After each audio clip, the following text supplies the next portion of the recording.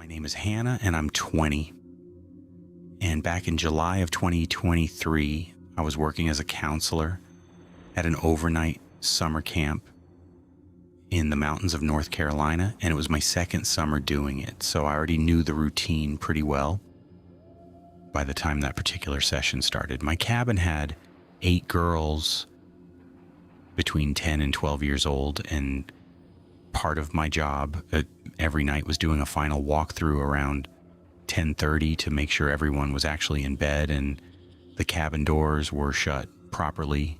before I went to check in with the head counselor for the night.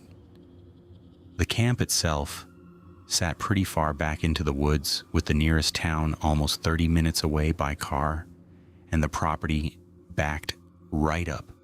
against a stretch of national forest that the camp didn't own or maintain in any way. Most nights that walkthrough was completely uneventful, since exhausted 10-year-olds tend to fall asleep fast after a full day of activities,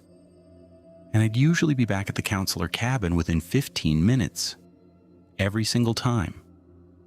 About a week into the session, one of my campers mentioned during the walkthrough that she'd seen someone standing near the tree line behind our cabin earlier that evening while everyone was brushing their teeth at the outdoor sink station, and I told her it was probably just another counselor doing rounds, since staff walked all over camp property at night, checking on different cabins. She seemed satisfied with that answer, and I didn't think much more about it, since kids that age see shapes in the dark all the time, and usually it really is nothing. 2 nights later, I was doing my own walkthrough and I saw it myself. A shape standing at the edge of the tree line about 40 yards back from our cabin that didn't move the way a person walking through would move, and instead just stood there facing our direction for what felt like a long time before stepping back into the trees. I told myself it could genuinely be another staff member taking a break, since a few of the older counselors did sometimes wander off to smoke away from the cabins where campers couldn't see them, and that explanation held together enough that I finished my walkthrough instead of investigating it myself. The following night, the same shape was there again in almost the exact same spot, and this time, when I called out asking if it was one of the other counselors, nobody answered, and the shape just turned and walked deeper into the trees without a word, which is not something any of our actual staff would ever do if a counselor called out to them directly. I radioed the head counselor immediately instead of walking toward the tree line myself, and she came down to my cabin within a few minutes, along with the camp's night security guard, who did carry a radio and a flashlight for exactly this kind of situation. The 3 of us walked the tree line together with real flashlights and found a small makeshift camp, maybe 60 yards into the woods, with a sleeping bag and food wrappers and a clear line of sight straight toward our cabin's windows. And the security guard called the county sheriff's office right there from his radio, instead of any of us going any further into the trees on our own. Deputies searched the area for hours that night and again the next morning, but never found the person who'd been staying back there, and the camp brought in extra overnight security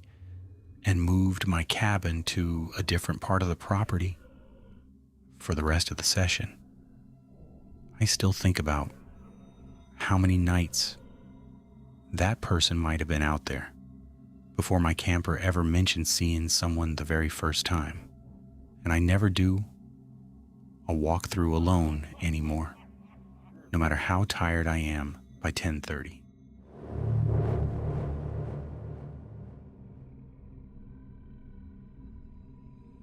I'm Grant and I'm 31,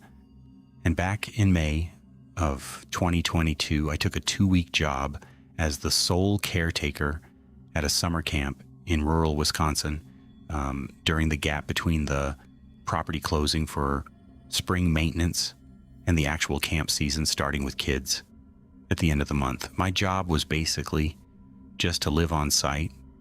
do some light repairs the camp had listed out for me, and keep an eye on the place since it sat way out past the last paved road with nobody else around for a couple miles in any direction. The first several days were completely routine and honestly kind of peaceful. Fixing a few porch steps on one of the cabins, clearing branches off the main trail down to the lake, and sleeping in the staff cabin near the front gate, which was the only building on the property with working electricity turned on that early in the season. I'd walk the full property most evenings just to get a feel for it, and never once felt like anything was off about being out there completely alone. About 5 days in, I noticed cabin 14, one of the older camper cabins down near the far tree line, had its door slightly open when I walked past it, even though I distinctly remembered checking that every cabin was locked during my very first full walk of the property. I figured the lock was probably just old and worn out, the way a lot of things on that property clearly were, and I pushed the door shut and moved on without checking inside since it was getting dark and I still had cabins on the other side of camp to check. The door was open again 2 days later, and this time I actually looked inside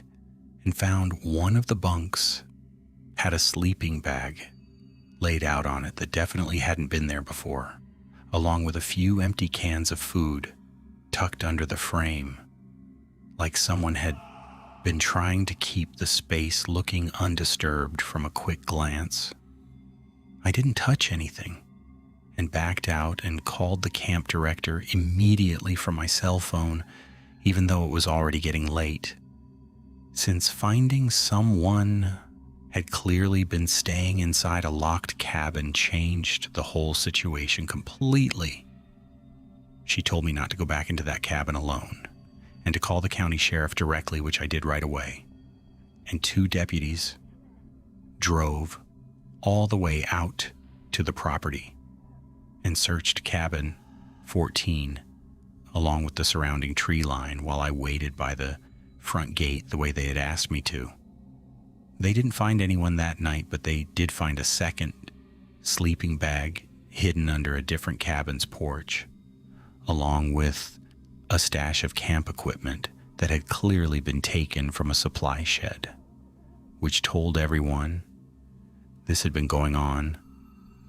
for longer than just the few days I'd actually noticed something wrong. The sheriff's office increased patrols out that way for the rest of my 2 weeks, and the camp added a real deadbolt to every single cabin door before the season opened, something that apparently should have been done years earlier, according to one of the deputies who mentioned this wasn't the first off-season property nearby to have this exact problem. I finished out my 2 weeks, but I stopped doing my evening walks alone after that and waited for the director to send someone else out to cover them with me instead.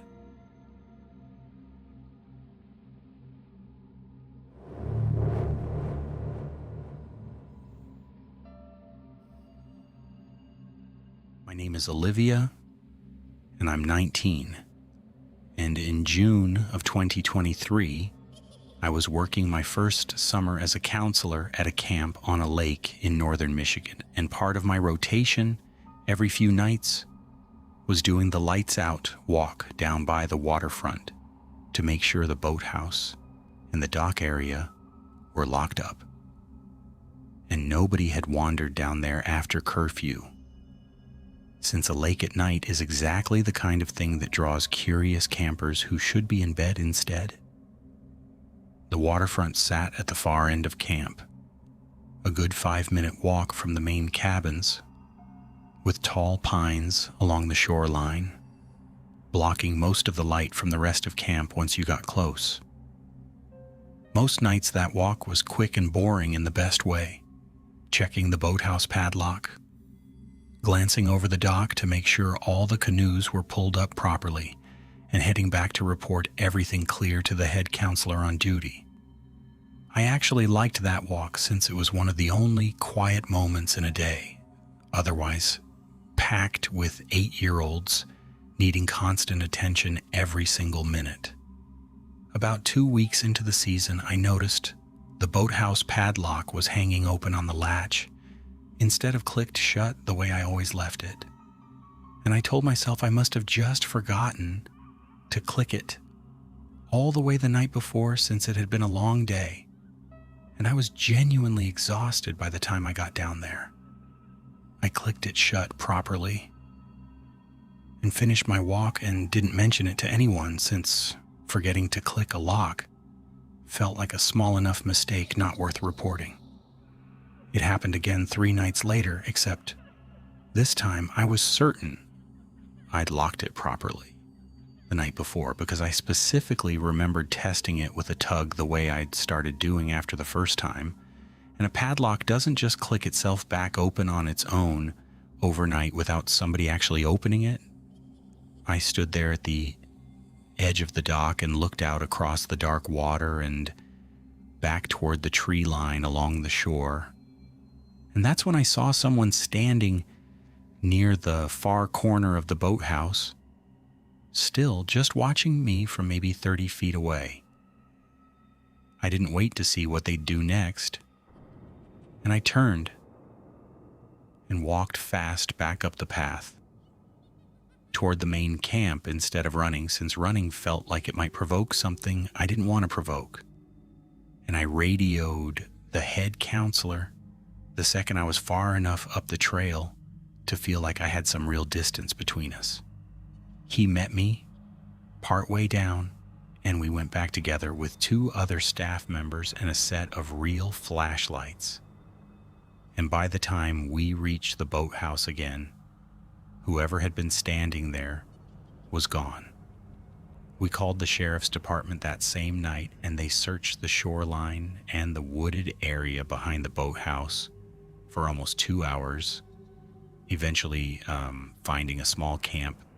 set up in the trees just past the property line with supplies that suggested someone had been living rough out there for a while, and using our unlocked boathouse and dock area at night without any of us realizing it until that lock started coming open. The camp added motion sensor lighting along the entire waterfront within the week, and nobody does that walk alone anymore. Always in pairs now. No exceptions for the rest of the summer.